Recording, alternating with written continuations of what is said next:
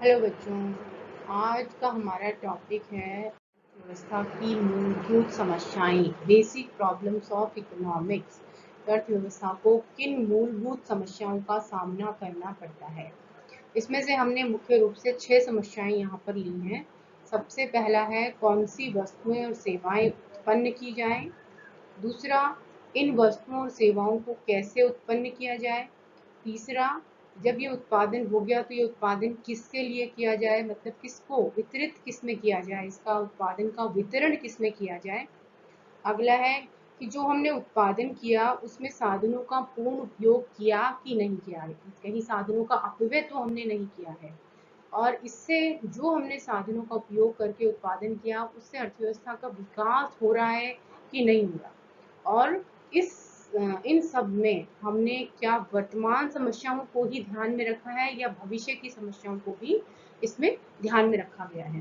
तो इन समस्याओं को इनको अर्थव्यवस्था की हम आधारभूत समस्याएं कहते हैं, जिनका हम इसमें वर्णन करेंगे। इस लेक्चर में इनका हम विस्तार से वर्णन करेंगे कि अर्थव्यवस्था कौन सी वस्तुएं सेवाएं पैदा करे, किस विधि के द्वारा करे, किसके लिए उत्पादन करे और किस प्रकार से उत्पादन करे कि साधनों का पूर्ण उपयोग हो और इसके साथ साथ इससे अर्थव्यवस्था का विकास हो और इसमें वर्तमान के साथ साथ भविष्य की समस्याओं को भी ध्यान में रखा जाए।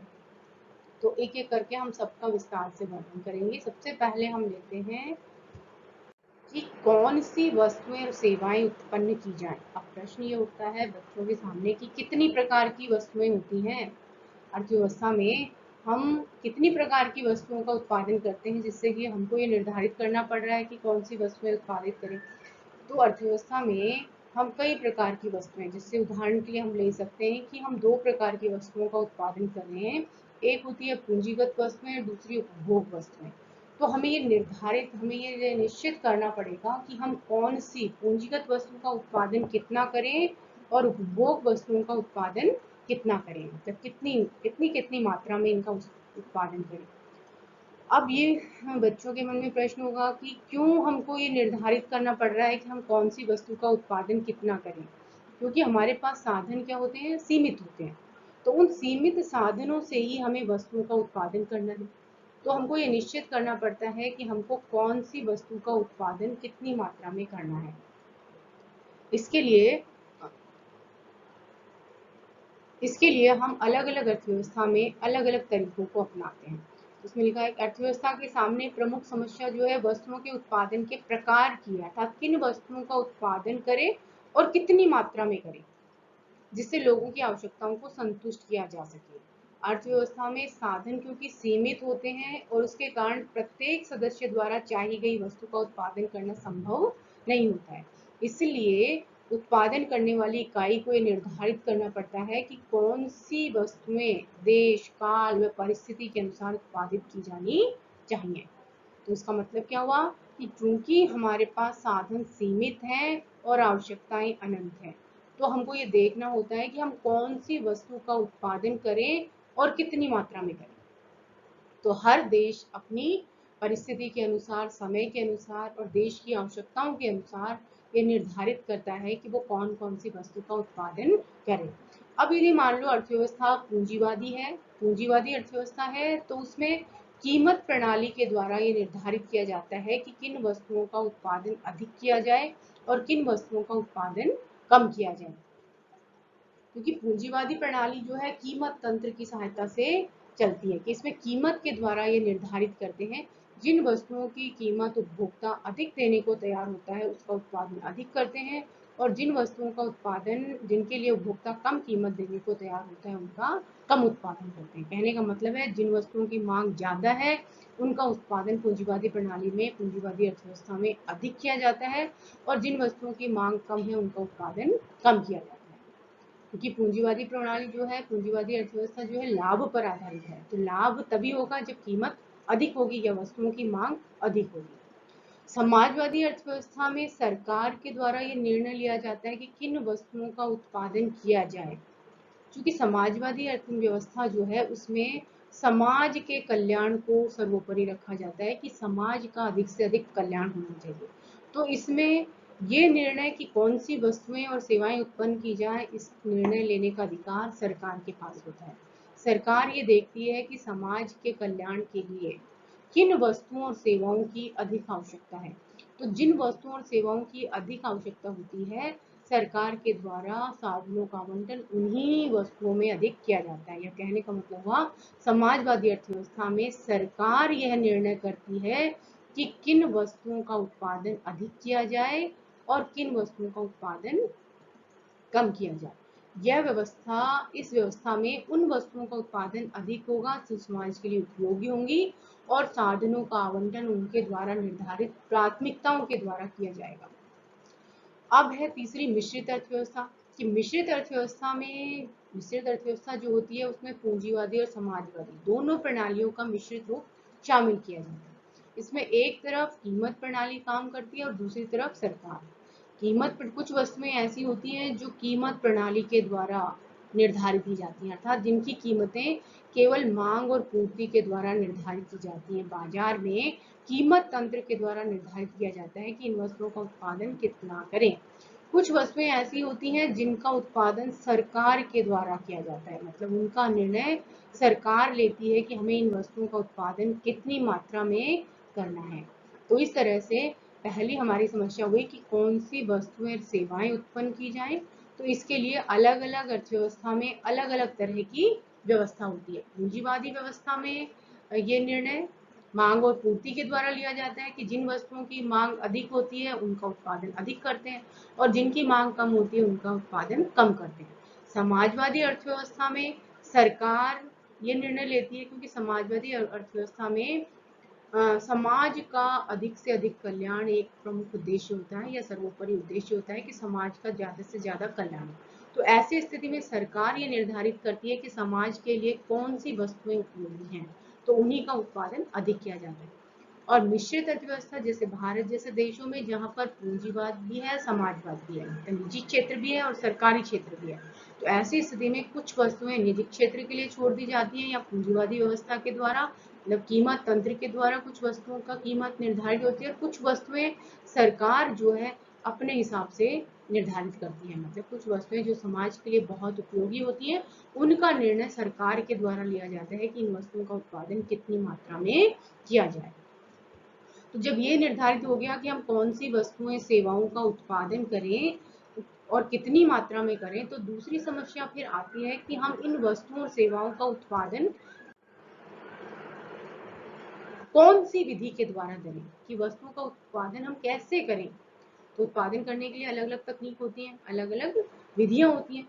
तो मुख्य रूप से हम दो विधियों की बात कर रहे हैं, एक होती है पूंजी गहन तकनीक और एक होती है श्रम गहन तकनीक।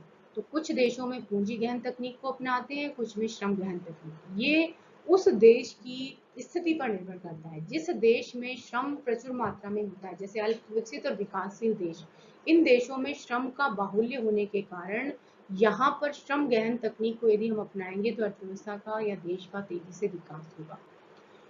तो हमारे पास दो विधियां हो गई, एक श्रम गहन तकनीक जिसमें श्रम की अधिक मात्रा में उपयोग होता है और दूसरी पूंजी गहन तकनीक जिसमें पूंजी की अधिक आवश्यकता होती है।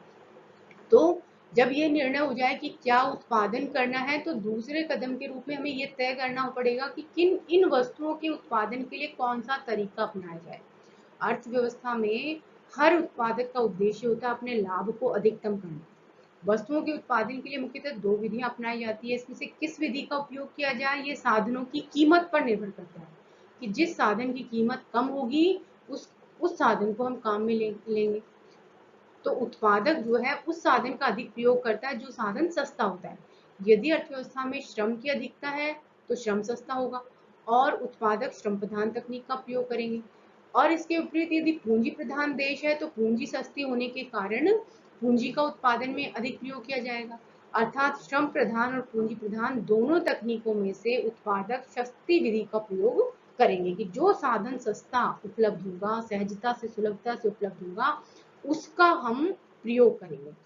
तो जब दूसरी हमारी ये आ जाती है कि दूसरी जो समस्या आती है अर्थव्यवस्था के सामने कि इसमें से हम दोनों में से कौन सी विधि को अपनाएं। तो वैसे तो अल्प विकसित और विकासशील देश जहाँ पर श्रम की प्रधानता होती है वो हमेशा श्रम गहन तकनीक को अपनाते हैं। और विकसित देश जहाँ पर श्रम महंगा है और पूंजी अधिक है, वहां पर पूंजीगत तकनीक को अपनाया जाता है। अब इसमें भी फिर तीन तरह की अर्थव्यवस्थाएं आ जाती है, एक पूंजीवादी अर्थव्यवस्था, समाजवादी अर्थव्यवस्था और मिश्रित अर्थव्यवस्था। तो इन तीनों में अलग अलग तरीके से ये निर्धारित किया जाता है कि कौन सी वस्तु, कौन सी विधि का प्रयोग किया जाए। तो पूंजीवादी अर्थव्यवस्था में क्योंकि निजी हित मतलब स्वयं के लाभ को ध्यान में रखा जाता है, इसलिए उत्पादक महंगे साधनों के स्थान पर सस्ते साधन को प्रतिस्थापित करता है। इस स्थिति में साधन उन उद्योगों की तरफ आकर्षित होते हैं जहां उनको अधिक मूल्य मिलने की संभावना रहती है। तो पूंजीवादी अर्थव्यवस्था क्योंकि स्वहित या स्वयं के लाभ पर आधारित है, इसलिए इसमें जो उत्पादक हैं वो अपने लाभ को अधिकतम करने के लिए उन उद्योगों या उन साधनों को अधिक काम में लेते हैं जो साधन सस्ते हैं। तो यदि अर्थव्यवस्था में श्रम की मात्रा अधिक है तो श्रम गहन तकनीक को अपना लेते हैं, और यदि पूंजी की मात्रा अधिक है तो पूंजी गहन तकनीक को अपना लेते हैं। समाजवादी अर्थव्यवस्था में उत्पादन के साधनों पर समाज का स्वामित्व होता है और उपभोक्ता की स्वतंत्रता जो होती है वो सीमित होती है। तो उत्पादन कैसे किया जाए, इस समस्या का समाधान राज्य द्वारा या केंद्रीय सत्ता द्वारा लिया जाता है। इसमें राज्य यह निर्धारित करता है कि कहाँ पर हमें श्रम की अधिक मात्रा में प्रयोग करना है और कहाँ पर पूंजी का अधिक प्रयोग करना है, क्योंकि समाजवादी अर्थव्यवस्था में उत्पादक या समाज का उद्देश्य, सरकार का उद्देश्य होता है अपने लाभ, समाज के लाभ को अधिकतम करना। तो इसलिए समाज के लाभ को देखते हुए कि किस साधन को अपनाने से समाज का कल्याण अधिक होगा, तो यदि जहाँ बेरोजगारी ज्यादा है और श्रम का बाहुल्य है तो ऐसी स्थिति में श्रम गहन तकनीक को अपनाएंगे। जहाँ पर नई तकनीक की आवश्यकता है या पूंजी की आवश्यकता है वहां पर पूंजी गहन तकनीक को अपनाया जाएगा। इसी तरह मिश्रित अर्थव्यवस्था में चूंकि दोनों तरह के क्षेत्र होते हैं, सरकारी क्षेत्र भी है और निजी क्षेत्र भी है, तो इसमें सरकार जो है ये निर्धारित करती है कि कुछ क्षेत्रों में तो निजी क्षेत्र ये तय करेगा कि किन साधनों का प्रयोग किया जाए, और कुछ में सरकार ये निर्धारित करती है कि यहाँ पर किन वस्तुओं का, किन साधनों का इन वस्तुओं के उत्पादन में प्रयोग किया जाए। तो दूसरी समस्या हमारी फिर ये हो गई कि हम वस्तुओं का उत्पादन कौन सी तकनीक या विधि की सहायता से करें। तो अलग अलग अर्थव्यवस्था में अलग अलग तरीके से इन विधियों का प्रयोग करके वस्तुओं का उत्पादन किया जाता है। अब उत्पादन होने के बाद तीसरी समस्या हमारे सामने आती है कि उत्पादन को किसको दें, इसका वितरण कैसे करें, क्योंकि हमने पहले ये निर्धारित किया कि कौन सी वस्तु का उत्पादन करें, कितनी मात्रा में करें, फिर किस विधि की सहायता से करें। अब जब उत्पादन हो गया तो इस उत्पादन का वितरण हम कैसे करें, किसको दें, उत्पादन का कितना हिस्सा किसको मिले, ये निर्धारित करना भी अर्थव्यवस्था की एक मुख्य समस्या होती है। ये इसमें हम इसको ये कह सकते हैं, या तो राष्ट्रीय आय का वितरण कैसे करें, क्योंकि जो भी उत्पादन होगा उसका बाजार कीमतों से यदि गुणा कर दें तो हमारे पास राष्ट्रीय आय आ जाएगी। तो उस राष्ट्रीय आय का वितरण हम कैसे करें, किसको करें, कौन से व्यक्ति को ज्यादा मिले, कौन से व्यक्ति को कम मिले, ये निर्धारित करना भी सरकार के लिए या अर्थव्यवस्था के लिए एक महत्वपूर्ण मुद्दा होता है या समस्या होती है कि हम इस उत्पादन को जो हो गया हमारे पास उसका वितरण कैसे करें। यह समस्या वस्तुतः व्यक्तियों तथा परिवारों के बीच राष्ट्रीय आय के वितरण की समस्या है। इस व्यवस्था के अंतर्गत व्यक्ति उतनी ही वस्तुएं प्राप्त करता है जितनी उसके पास मौद्रिक आय होती है, अर्थात देश में कुल उत्पादन एवं सेवाओं का वितरण राष्ट्रीय आय के वितरण पर निर्भर करता है। इसमें ये निर्धारित किया जाता है कि जिस व्यक्ति के पास जितनी मौद्रिक आय है उसे उत्पादन का उतना ही हिस्सा मिलेगा, या अपन इसको ये भी कह सकते हैं कि उत्पादन में उत्पादन के साधन ने जितना सहयोग दिया, क्योंकि उत्पादन जो है विभिन्न उत्पादन के साधनों के सहयोग का परिणाम होता है। श्रम, भूमि, पूंजी, साहस, इनने कितना सहयोग दिया उत्पादन करने में, उस योगदान के आधार पर हम राष्ट्रीय आय का वितरण करते हैं। या हम कह सकते हैं कि जिसके पास जितनी आय है, मौद्रिक आय है, उसे उत्पादन का उतना ही हिस्सा दिया जाएगा। अब इसमें भी फिर तीन तरह की अर्थव्यवस्थाओं में अलग अलग तरीके से ये निर्धारित किया जाता है कि किसको उत्पादन का कितना हिस्सा दिया जाए। तो यदि पूंजीवादी अर्थव्यवस्था में क्या होता है कि संपत्ति और आय के वितरण में भारी असमानताएं पाई जाती है। क्यों?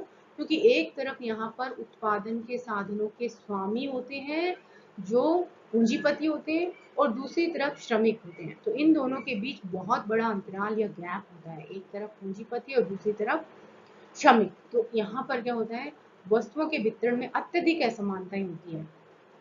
क्योंकि पूंजीवादी अर्थव्यवस्था में साधनों का वितरण या उत्पादन का वितरण जो है मूल्य तंत्र के द्वारा, कीमत तंत्र के द्वारा किया जाता है। इसलिए उत्पादन के हिस्से का वितरण भी आय पर निर्भर करता है। पूंजीवादी व्यवस्था में क्योंकि निजी लाभ पर आधारित है और कीमत तंत्र के द्वारा संचालित होती है, तो इसमें उत्पादन का हिस्सा किसको कितना मिलेगा ये कीमत के द्वारा निर्धारित होता है। जो जिस वस्तु की जितनी ज्यादा कीमत देने को तैयार होता है उसे उत्पादन का उतना ही अधिक हिस्सा दिया जाएगा, और जो उत्पादन का जिसके पास कम आय है उसे उत्पादन का कम हिस्सा मिलेगा। समाजवादी अर्थव्यवस्था में उत्पादन का वितरण जो है पूर्व नियोजित तरीकों से सरकारी आदेश के अनुसार किया जाता है, क्योंकि समाजवादी अर्थव्यवस्था में सरकार का उद्देश्य समाज का अधिकतम कल्याण है, लाभ कमाना नहीं है, समाज का अधिक से अधिक कल्याण करना है। तो ऐसी स्थिति में उनका उद्देश्य एक ये भी होता है कि किस तरह से आय और धन के वितरण में असमानता को कम किया जाए। तो समाजवादी अर्थव्यवस्था में उत्पादन का वितरण कैसे हो ये सरकार निर्धारित करती है कि किसको उत्पादन का हिस्सा ज्यादा मिले और किसको कम मिले। तो इसमें समाजवादी अर्थव्यवस्था का क्योंकि एक उद्देश्य होता है आय और धन के वितरण की असमानता को कम करना, तो इसमें सरकार ये निर्धारित करती है कि किसको कितना हिस्सा उत्पादन का दिया जाएगा। अब तीसरी है मिश्रित अर्थव्यवस्था। तो मिश्रित अर्थव्यवस्था में मुख्यतः दो क्षेत्र होते हैं, एक निजी क्षेत्र और एक सरकारी क्षेत्र। इसमें इन दोनों जो है वो निर्धारित करते हैं, दोनों क्षेत्र जो है वो निर्धारित करते हैं कि किसको उत्पादन का हिस्सा कितना मिलेगा। तो जो समाज की दृष्टि से महत्वपूर्ण क्षेत्र होते हैं या समाज की दृष्टि से जो महत्वपूर्ण वस्तुएं और सेवाएं होती हैं उनमें सरकार निर्धारित करती है कि किसको उत्पादन का कितना हिस्सा या इस उत्पादन का वितरण कैसे होगा। और कुछ क्षेत्र ऐसे होते हैं जहां पर निजी उपभोक्ता जो है या निजी उत्पादक जो है कीमत तंत्र के द्वारा ये निर्धारित करता है कि कौन सी वस्तु या उत्पादन का कितना हिस्सा किसको दिया जाएगा। तो इस प्रकार से तीनों अर्थव्यवस्थाओं में पूंजीवादी, समाजवादी और मिश्रित अर्थव्यवस्था में अलग अलग तरीके से ये निर्धारित किया जाता है कि उत्पादन का वितरण कैसे किया जाएगा, उत्पादन का कितना हिस्सा किसको दिया जाएगा, ये अलग अलग अर्थव्यवस्था में अलग अलग प्रकार से निर्धारित होता है। अब चौथी समस्या हमारे पास आती है कि जब हमने उत्पादन किया तो क्या साधनों का पूर्ण उपयोग किया गया या नहीं। तब जो भी साधन हमने काम में लिए उनका पूर्णतया कुशलता से उपयोग हुआ कि नहीं हुआ, या साधनों की बर्बादी हुई। क्योंकि जो भी देश है चाहे वो विकसित हो, विकासशील हो या अल्प विकसित हो, वहां पर चूंकि साधन सीमित है तो साधनों की बर्बादी हम नहीं कर सकते। उन साधनों का उद्देश्य क्या होता है कि उन साधनों का पूर्णतः कुशलता से उपयोग किया जाए, ये तभी अर्थव्यवस्था का तेजी से विकास हो सकता है। तो उन साधनों का पूर्ण उपयोग कैसे हो ये देखना होता है कि साधनों का उपयोग पूर्ण रूप से किया जाए और कुशलता से। यह जो साधनों का पूर्ण उपयोग ये भी अर्थव्यवस्था का एक महत्वपूर्ण कार्य माना जाता है कि उत्पादन के साधनों का पूर्ण उपयोग कैसे किया जाए, क्योंकि किसी भी अर्थव्यवस्था के तीव्र विकास के लिए उनके सीमित साधनों का पूर्ण उपयोग होना आवश्यक है। अब आती है पूंजीवादी अर्थव्यवस्था। तो पूंजीवादी अर्थव्यवस्था में साधनों के पूर्ण उपयोग जो है व्यवसायियों द्वारा निवेश को बढ़ाकर अप्रयुक्त साधनों को रोजगार देने का प्रयास किया जाता है। इसमें उद्योग अपनी उत्पादन क्षमता बढ़ाने का प्रयास कर लाभ में वृद्धि के साथ साथ रोजगार में भी वृद्धि करते हैं। पूंजीवादी व्यवस्था क्योंकि निजी हित पर लाभ स्वहित पर निर्धारित होती है, स्वहित पर आधारित है, इसलिए यहाँ पर जो व्यवसायी हैं वो क्या करते हैं, साधनों को बर्बाद नहीं करते, वो साधनों का ज्यादा से ज्यादा प्रयोग करते हैं, उत्पादन क्षमता को बढ़ाते हैं और लाभ में, क्योंकि जितना ज्यादा उत्पादन होगा व्यवसायी को उतना ही ज्यादा लाभ होगा, इसलिए वो सारे साधनों का पूर्ण कुशलता से उपयोग करने का प्रयास करता है। समाजवादी अर्थव्यवस्था में नियोजन प्रणाली को अपनाया जाता है या सरकारी नियोजन के माध्यम से रोजगार को बढ़ाने का प्रयास किया जाता है, या यूं कहें कि साधनों का पूर्ण और कुशलता से उपयोग करने का प्रयास किया जाता है। अब तीसरी है मिश्रित अर्थव्यवस्था, जिसमें निजी क्षेत्र भी है और सार्वजनिक क्षेत्र भी है, दोनों के दोनों इस कार्य को संपन्न करने का प्रयास करते हैं। इस व्यवस्था में अधिकतम लाभ के सिद्धांत के अनुसार श्रम गहन तकनीक का प्रयोग किया जाता है। कहने का मतलब है कि इस अर्थव्यवस्था में यदि ये विकासशील देश है या अल्प विकसित देश है, तो चूंकि वहां पर श्रम की मात्रा अधिक है, बेरोजगारी ज्यादा है, बेरोजगारी ज्यादा का मतलब श्रम की पूर्ति ज्यादा है, तो श्रम की पूर्ति ज्यादा है, तो वहां पर वो श्रम गहन तकनीक को यदि अपनाएंगे तो अर्थव्यवस्था का या साधनों का पूर्ण उपयोग होगा।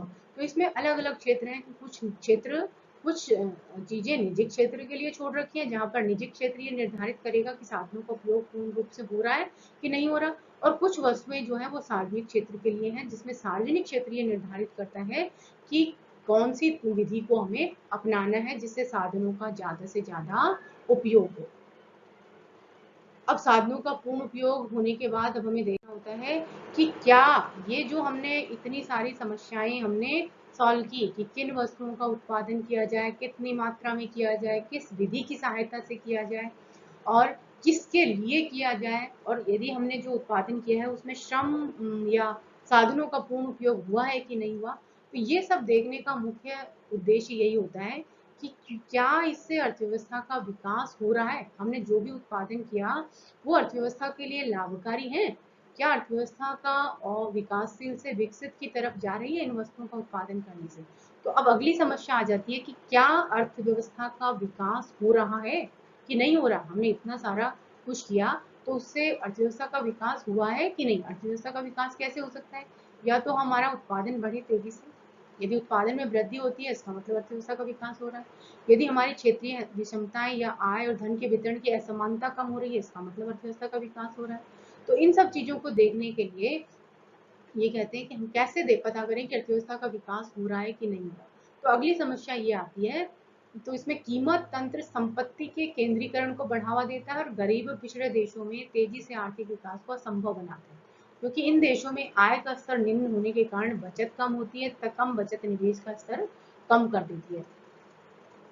तो यदि मान लो हमारे पास पूंजीवादी व्यवस्था है, तो पूंजीवादी व्यवस्था क्या करती है, उसमें संपत्ति का केंद्रीकरण होता है, मतलब संपत्ति कुछ ही हाथों में केंद्रित हो जाती है और बहुत सारे लोग गरीब और पिछड़े हो जाते हैं। तो चूंकि अर्थव्यवस्था का विकास कब होगा, जब देश में आय और धन के वितरण की असमानता कम होगी और जो गरीब और नीचे के वर्ग के लोग हैं उनका जीवन स्तर ऊंचा होगा। तो इसके लिए क्या करना होगा, दूसरा है कि कीमत तंत्र जो है वो ना तो मूल्य स्थिरता प्रदान करता है ना ही पूर्ण रोजगार। इस व्यवस्था में तेजी भी आती है और मंदी भी आती है।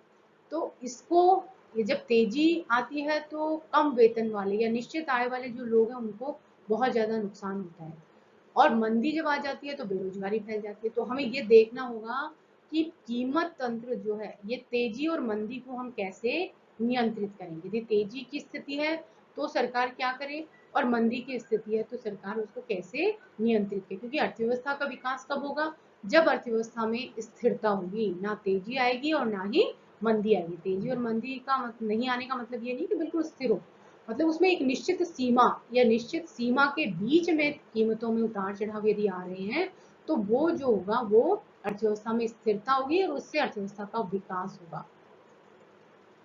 कीमत तंत्र मतलब पूंजीवादी अर्थव्यवस्था में बड़ी बड़ी फर्में जो क्या करती हैं, पहले उत्पादन करती हैं और फिर उनका प्रचार प्रसार करती हैं।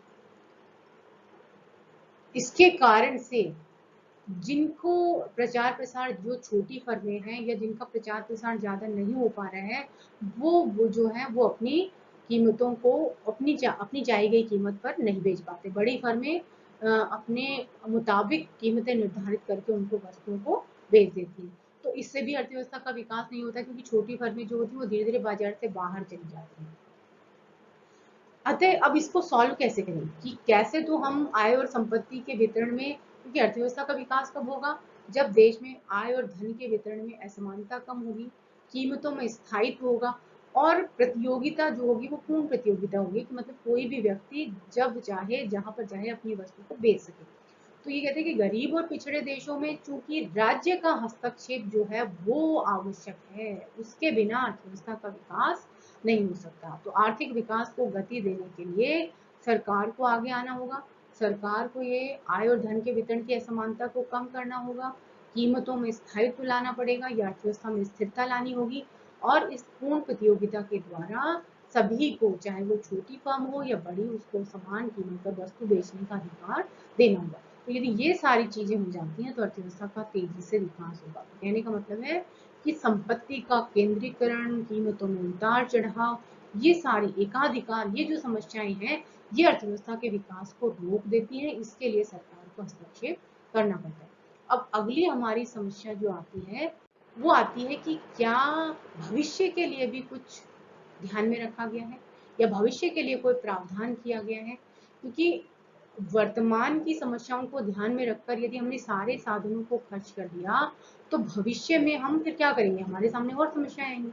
तो क्योंकि मनुष्य जो है हमेशा भविष्य के प्रति चिंतित रहता है, अतः वर्तमान के साथ साथ हम भविष्य के लिए भी उत्पादन को समायोजित करते हैं। अतः आर्थिक प्रणाली को यह तय करना पड़ता है कि उत्पादन के साधनों का वर्तमान एवं भविष्य में कितना उपयोग किया जाए। यह निश्चित करना आवश्यक होता है कि उत्पादन के साधनों का कितना भाग वर्तमान में उपभोग किया जाए और कितना भविष्य के लिए उत्पादन में लगाया जाए, या साधनों का कितना भाग पूंजीगत वस्तुओं में लगाया जाए और कितना भाग उपभोग वस्तुओं में लगाया जाए। क्योंकि पूंजीगत वस्तुओं का उत्पादन यदि बढ़ रहा है, इसका मतलब भविष्य के लिए हम उसका प्रावधान करें। पूंजी जितनी ज्यादा बढ़ेगी भविष्य में उत्पादन ज्यादा होगा। तो ये इसमें अर्थव्यवस्था के सामने एक प्रमुख समस्या ये आती है कि चूंकि साधन सीमित है, तो यदि वर्तमान आवश्यकताओं को पूरा करने में हमने ज्यादा उत्पादन के साधन लगा दिए तो भविष्य के लिए हमारे पास कम साधन बचेंगे। तो इसलिए सरकार को या अर्थव्यवस्था को के सामने ये मुख्य समस्या आ जाती है कि हम कौन सी वस्तु का उत्पादन कितनी मात्रा में करें, मतलब कितने साधनों को वर्तमान की समस्याओं को हल करने में या वर्तमान आवश्यकताओं को पूरा करने में लगाएं और कितनी साधनों को हम भविष्य की आवश्यकताओं को पूरा करने में लगाएं। तो ये निश्चित करना होता है कि कितना भाग भविष्य के लिए बचाया जाए और कितना भाग वर्तमान में प्रयोग किया जाए। इस प्रकार विभिन्न अर्थव्यवस्थाओं द्वारा इन आधारभूत समस्याओं का समाधान जो है अलग अलग तरीके से किया जाता है। जैसे हमने देखा कि पूंजीवादी व्यवस्था अलग तरीके से करती है क्योंकि वहां पर स्वहित महत्वपूर्ण होता है। समाजवादी अर्थव्यवस्था में समाज का अधिकतम कल्याण प्रमुख उद्देश्य होता है और मिश्रित अर्थव्यवस्था में इन दोनों का सामंजस्य होता है कि दोनों क्षेत्रों में। तो ये तीनों तरह की अर्थव्यवस्थाएं जो है इन आधारभूत समस्याओं का अलग अलग तरीके से समाधान करती हैं। तो इसके बारे में प्रोफेसर सैमुअल्सन ने कहा है कि प्रत्येक समाज के आर्थिक संगठन का तीन आधारभूत समस्याओं से मुकाबला होता है। ये तीन समस्याएं यद्यपि सभी के लिए समान है, लेकिन विभिन्न अर्थव्यवस्थाएं अलग अलग तरीके से इनका हल करती हैं। अतः इन समस्याओं का समाधान जो है उस देश के काल, परिस्थिति, समय, रीति रिवाज, परंपरा और नैतिक मान्यताओं पर निर्भर करता है। तो सैमुअल्सन ने कहा कि हमने 6 समस्याएं ली, तो उन्होंने कहा कि मुख्य रूप से 3 समस्याएं हैं, क्या, कैसे और कितना। क्या मतलब कौन सी वस्तु का उत्पादन करें, किस विधि के द्वारा करें और किसके लिए चाहिए। तो ये मुख्य रूप से 3 आधारभूत समस्याएं हैं। समस्याएं सबके लिए समान है, 3 समस्याएं हैं, लेकिन उनका हल हर कोई व्यक्ति, हर कोई अर्थव्यवस्था अलग तरीके से ढूंढने का प्रयास करती है। इस प्रकार से ये हमारा हुआ कि अर्थव्यवस्था की आधारभूत समस्याएं क्या क्या हैं। तो हमने 6 समस्याओं के बारे में पढ़ा, परंतु प्रोफेसर सैमुअल्सन क्या कहते हैं कि मुख्य रूप से 3 समस्याएं हैं। आधारभूत या मूलभूत समस्या क्या है, केवल 3 है। कौन सी वस्तु का उत्पादन करें, कैसे करें और किसके लिए करें। मतलब उपभोग वस्तु का उत्पादन करें कि पूंजीगत वस्तु का उत्पादन करें, श्रम गहन तकनीक से करें या पूंजी गहन तकनीक से करें, और उस उत्पादन का वितरण हम कैसे करें कि किसके लिए, किसको ये उत्पादन का हिस्सा किसको दिया जाए, किसको ज्यादा दिया जाए और किसको कम किया जाए। तो इस तरह से हमने देखा कि पूंजीवादी व्यवस्था में चूंकि कीमत तंत्र के द्वारा ये निर्धारित होता है, पूंजीवादी व्यवस्था क्योंकि लाभ पर आधारित है, तो उसमें सारे निर्णय जो है स्वहित को ध्यान में रखकर लिए जाते हैं। जिन वस्तुओं की मांग ज्यादा होती है उनका उत्पादन अधिक होता है, जिन वस्तुओं की मांग कम होती है उनका उत्पादन कम होता है। समाजवादी अर्थव्यवस्था में समाज का हित देखा जाता है कि समाज का लाभ सर्वोपरि है, तो उसमें समाज के कल्याण के लिए जो वस्तुएं हैं उनका उत्पादन सरकार निर्धारित करती है कितनी मात्रा में करें, और बाकी जो चीजें हैं उनको निजी क्षेत्र के लिए छोड़ दिया जाता है। मिश्रित अर्थव्यवस्था में दोनों काम करते हैं, एक तरफ समाजवादी सरकार करती है और दूसरी तरफ निजी क्षेत्र। तो कुछ क्षेत्र जो समाज के लिए उपयोगी है, समाज के लिए महत्वपूर्ण है, उनका निर्णय सरकार करती है कि यहाँ पर किन वस्तुओं का उत्पादन किया जाए, कितनी मात्रा में किया जाए। और जो क्षेत्र निजी क्षेत्र के लिए छोड़े गए हैं, वहां पर कीमत तंत्र के द्वारा ये निर्धारित किया जाता है, मतलब कीमत प्रणाली ये निर्धारित करती है कि कौन सी वस्तु का उत्पादन कितनी मात्रा में और किस विधि की सहायता से किया जाए। तो इस तरह से हमने देखा कि ये आधारभूत समस्याएं हैं, अलग अलग अर्थव्यवस्था में उनका अलग अलग तरीके से हल ढूंढा जाता है। ये हमारा खत्म होता है अर्थव्यवस्था की आधारभूत समस्याएं। Thank you.